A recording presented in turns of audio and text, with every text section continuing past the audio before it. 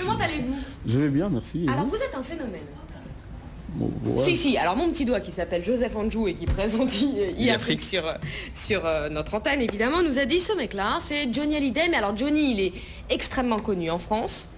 Kofi, il est connu sur tout le continent africain. Vous êtes le plus gros vendeur de disques. L'un des plus gros vendeurs. L'un des plus gros vendeurs. Oui. Quand vous venez en France, vous faites ça le comble, mais pas des petits trucs Bercy, par exemple. C'est comble. C'est arrivé. C'est comble.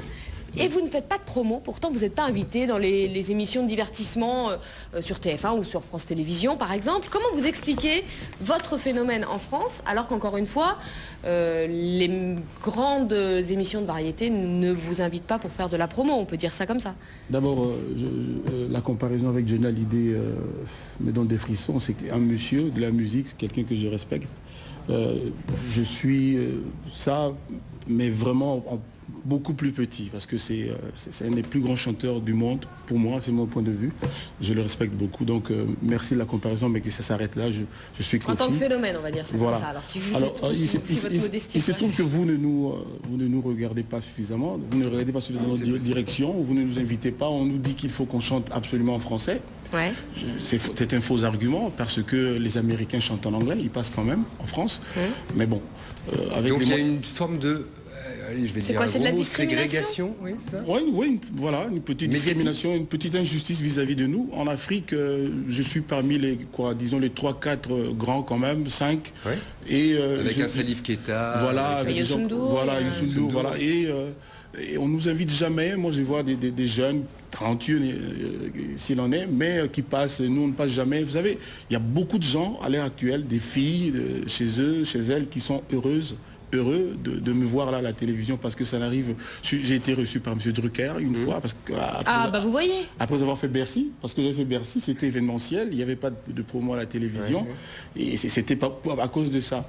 Mais faites-nous un peu de place, c'est justice. Alors, regardez. Merci, merci à vous, merci. Merci à vous. Sur un fauteuil rouge. Merci à vous. Écoutez, jetez une oreille. Si vous n'avez pas été à un concert prodigieux, 23 h à l'aube, enfin c'est des concerts qui durent toute la nuit, c'est une folie pure. Voilà ce que ça donne. Très rumba.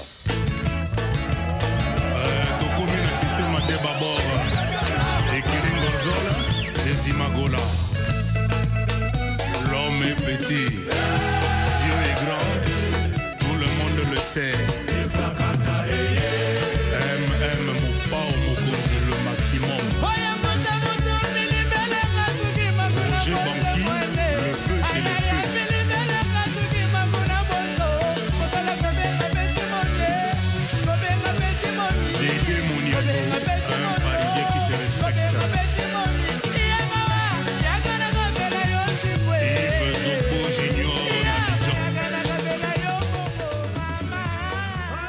Alors vous avez un drôle de... Belle bête, si j'ose dire au passage. Hein. Je parle de l'animal. C'est vrai que vu sous cet angle, c'est un peu moins Johnny quand même. Oui. Ah, la moto quand même. La moto. Vous avez un drôle de parcours, parce que donc vous avez fait des études brillantes chez vous. Vous êtes venu faire des études à Bordeaux aussi. Oui, à Bordeaux. Et c'est là que vous avez découvert la musique, parce qu'en fait, c'est pas du tout un truc que vous avez découvert tout petit.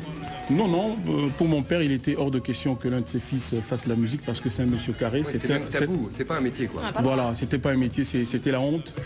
Mon papa, c'est un comptable de formation, donc je devais faire les maths, j'ai fait les maths. Et puis, quand j'ai fini mes études, tous mes copains savaient que j'ai gratté à la guitare, je faisais des textes en imitant un peu des gens comme Brel, tout ça. Et puis je me suis essayé à enregistrer.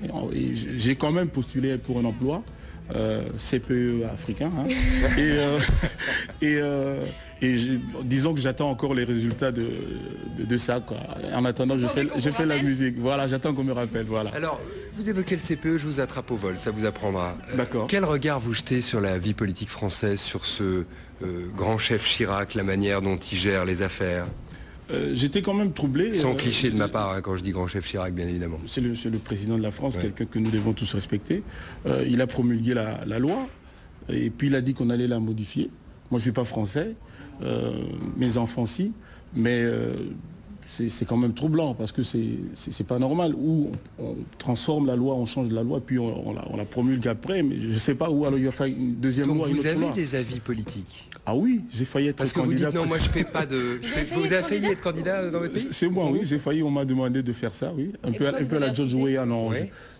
Parce que je pense que la politique est une affaire sérieuse, on devrait la faire sérieusement. Moi j'ai une petite formation universitaire, mais ça ne suffit pas.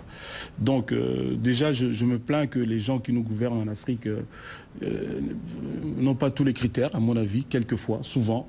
Donc je ne veux pas ajouter moi-même à ce lot-là. Donc je laisse ça aux professionnels de la politique, aux gens qui savent le faire. Mais moi, comme argument, je dirais que moi j'aime beaucoup mon pays, j'aime mes compatriotes et je trouve qu'en Afrique, on en a marre de souffrir. République démocratique du Congo. Voilà, on en a marre on en a assez, on a atteint le fond du gouffre et donc il est temps que ça change, qu'on ait comme dirigeants, que des gens qui nous aiment, qui pensent pour nous la nuit et le jour.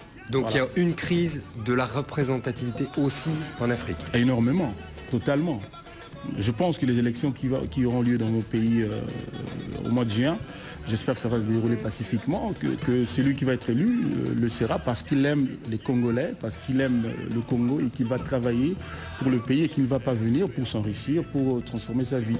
Et moi je demande à tous mes compatriotes de veiller à ça et de ne pas écouter les discours, les beaux discours, les promesses qu'on va nous faire, mais de choisir vraiment pour le pays et pour les Congolais, quoi.